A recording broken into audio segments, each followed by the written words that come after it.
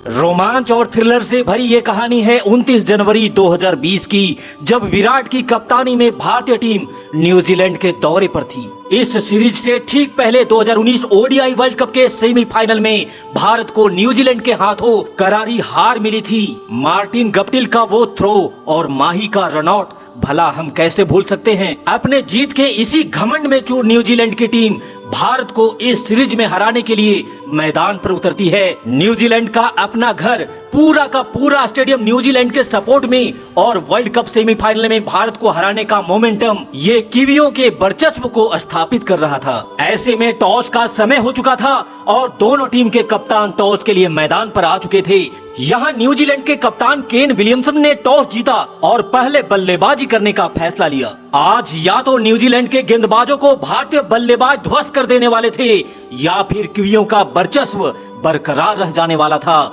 ये मैच महज एक मैच नहीं, बल्कि ये दो देशों के बीच वर्चस्व की लड़ाई बन चुकी थी। ये मैच भारतीय टीम हर हाल में जीतना चाहती थी, वहीं न्यूजीलैंड की टीम अपने घर में हार मानने को तैयार नहीं थी। और इसी इरादे से कॉलिन मुनरो के साथ मार्टिन गप्टिल की जोड़ी न्यूजीलैंड की पारी की शुरुआत करने मैदान पर आते हैं। यहाँ पहला ओवर डालने की जिम्मेदारी शार्दुल ठाकुर को दी जाती है, जिनके ओवर की दूसरी ही गेंद पर गप्टिल ने शानदार छक्का जड़ अपने इरादे साफ कर दिए थे। न्यूजीलैंड के बल्लेबाज पहले ओवर से ही भारतीय गेंदबाजों के ऊपर हावी नजर आते हैं और इसी माइंडसेट से गप्टिल ने भारत का सबसे सफल बॉलर बुमराह को भी बैक टू बैक 2 छक्के ठोक डाले। 5 ओवर का खेल समाप्त होने तक न्यूजीलैंड ने बिना कोई विकेट खोए 53 रन बना लिए थे, लेकिन पावर प्ले के आखिरी बॉल पर शार्दुल ठाकुर ने गप्टिल को गपचाते हुए पवेलियन का रास्ता दिखा दिया था। साथ ही साथ रविंद्र जडेजा ने भी अपने ओवर की पहली ही गेंद पर मुनरो को भी चलता कर दिया।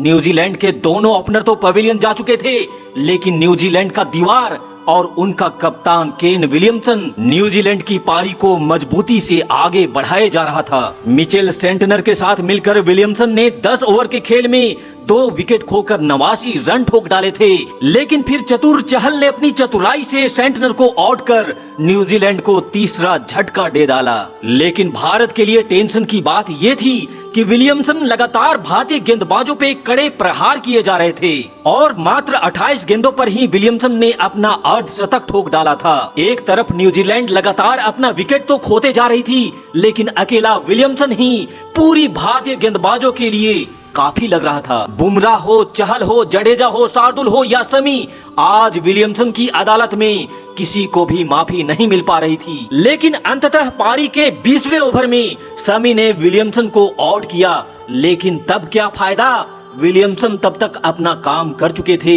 विलियमसन ने सिर्फ और सिर्फ 48 गेंदों पे 95 रनों की शानदार तूफानी पारी खेली, जिसके बदौलत न्यूजीलैंड ने निर्धारित 20 ओवर में 6 विकेट खोकर 180 रनों का टारगेट भारत को दिया। जवाबी कार्रवाई में रोहित और केएल राहुल की जोड़ी 180 रनों का पीछा करने उतरी तो एग्रेसिव माइंडसेट के साथ उतरी।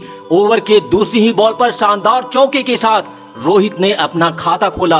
वहीं पारी के दूसरे ओवर में ही राहुल ने एक शानदार छक्का जड़कर ये ऐलान कर दिया कि हम इस जंग के लिए बिल्कुल तैयार हैं। राहुल और रोहित ने मिलकर पहले 5 ओवर में बिना कोई विकेट खोए 42 रन भारतीय टीम के खाते में जोड़े, लेकिन पारी के 6ठे ओवर में अचानक से रोहित हिटमैन के अवतार में आ गए और 3 लगातार छक्के और 2 चौके जड़कर उस ओवर से पूरे 27 रन बटोरे और इसी के साथ रोहित ने सिर्फ और सिर्फ 27 गेंदों में ही अपना अर्धशतक ठोक डाला। 6 ओवर का खेल खत्म हो चुका था और भारत का स्कोर बिना कोई विकेट खोए 70 रन था। यहाँ से राहुल और रोहित के बीच कुछ रनों का इजाफा और होता है, लेकिन फिर पारी के 9वें ओवर की आखिरी गेंद पर 19 बॉल में 27 रन मारकर राहुल आउट हो जाते हैं। यहाँ भारत को बैक टू बैक 2 झटका लगता है। राहुल के तुरंत बाद रोहित भी 40 बॉल पे 65 रन बनाकर पवेलियन लौट चुके थे। यहाँ से फिर विराट कोहली के साथ शिवम दुबे ने भारतीय पारी को आगे बढ़ाना स्टार्ट किया, पर शिवम दुबे को जिस काम के लिए भेजा गया था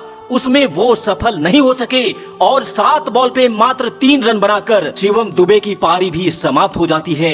ऐसे में कोहली का साथ देने श्रेयस अय्यर मैदान पर आते हैं, पर अय्यर भी ज्यादा देर तक टिक नहीं पाते और 16 बॉल पे 17 रन बनाकर अय्यर की पारी भी यहाँ पे समाप्त हो जाती है। एक छोर पर भारतीय टीम लगातार अंतराल पर अपना विकेट खोए जा रही थी, लेकिन भारत की जीत की उम्मीद अभी भी जिंदा था, क्योंकि दूसरी छोर पर टीम इंडिया का किंग विराट मोर्चा संभाले खड़ा था। 17 ओवर की समाप्ति तक भारत ने अपने 4 विकेट खोकर 142 रन बना लिए थे और यहां से आखिरी बचे 3 ओवर में भारत को इस मैच को जीतने के लिए 38 रन चाहिए थे। यहां से 18वें ओवर में 9 रन आता है, लेकिन अभी भी आखिरी 12 गेंदों में 29 रनों की जरूरत थी। तब भारत के सभी दर्शकों को यही लग रहा था कि कोहली है तो बन जाएगा और बना देगा, पर उनका ये भरोसा 19वें ओवर में पूरी तरह से टूटकर चकनाचूर हो जाता है, क्योंकि 19वें ओवर की 5वीं गेंद पर कोहली भी 27 बॉल पे 38 रन बनाकर टीम का साथ छोड़ गए थे और कोहली के इस विकेट के साथ ही भारत के जीत की उम्मीद भी टूट चुकी थी, क्योंकि यहां आखिरी के ओवर में भारत को इस मैच को जीतने के लिए 19 रनों की जरूरत थी और क्रीज पर थे मनीष पांडे के साथ रविंद्र जडेजा। यहां से पहली गेंद पर सिंगल आता है, लेकिन दूसरे बॉल पर पांडे जी ने एक शानदार छक्का जड़ मैच में रोमांच भर दिया था। साथ ही साथ जडेजा ने भी 5वीं बॉल पे एक छक्का मारा। अब आखिरी बॉल पे भारत को जीत के लिए 2 रनों की जरूरत थी। स्ट्राइक पर थे जडेजा। रोमांच का लेवल अपनी हदों को पार कर चुका था। ऐसे में टीम सऊदी आखिरी बॉल पे 2 रन बचाने के लिए बॉल फेंकते हैं, लेकिन आखिरी के उस बॉल को जडेजा खेल नहीं पाते और बॉल उनके पैड पे लगता है। न्यूजीलैंड के खिलाड़ी आउट का अपील करते हैं, लेकिन इसी बीच जडेजा ने तेजी से भागकर 1 रन पूरा कर लिया था और भारत को लेग बाय के रूप में 1 रन मिल जाता है और इसी लेग बाय के 1 रन के बदौलत भारत का स्कोर लेवल हो चुका था, यानी मैच टाई हो जाता है। अब यहाँ फैसला सुपर ओवर से होना था। सुपर ओवर के लिए गप्टिल और विलियमसन तैयार थे, वहीं बॉल बुमराह के हाथों में दी जाती है। जहां गप्टिल और विलियमसन ने मिलकर बुमराह के उस ओवर में 17 रन ठोक डाले। अब बारी टीम इंडिया के बल्लेबाजों की थी। रोहित और राहुल की जोड़ी फिर से मैदान में आती है। भारत को इस मैच को जीतने के लिए सुपर ओवर में 18 रन बनाने थे। वहीं न्यूजीलैंड की बॉलिंग की जिम्मेदारी टीम सऊदी के हाथों में थी। सऊदी की पहली बॉल पे यहां रोहित ने 2 रन लिए, वहीं दूसरी बॉल पे मात्र 1 सिंगल आता है। अब बाकी बचे 4 गेंदों पर भारत को 15 रन चाहिए थे।